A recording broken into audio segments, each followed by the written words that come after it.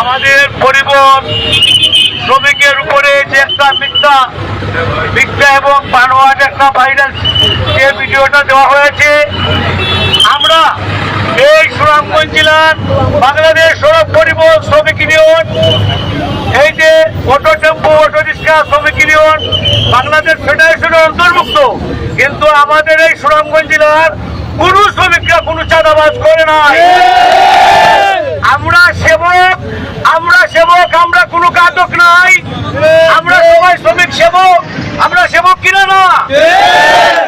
আমাদের যে viral video করেছে, আমরা এই তাদের বিরুদ্ধে আমরা আমাদের এই সকল সড়ক পরিবহন শ্রমিক ইউনিয়ন যদি সাধক থানা, আমরা প্রশাসনকে বলছি, যদি ওদেরকে দৃষ্টান্তমূলক শাস্তি দেওয়া না হয়, আগামী দিন যে কর্মসূচি আসবে ইনশাল্লাহ আমরা এই কর্মসূচি পালন করব।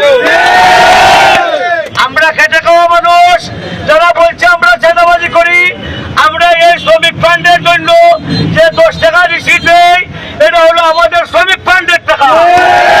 কোন শ্রমিক মারা গেলে আমরা এই টাকা থেকে তাদেরকে দেওয়া হয়।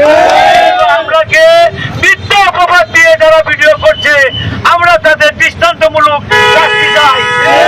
এটা নিয়ে আমার বক্তব্য এখানে শেষ করছি।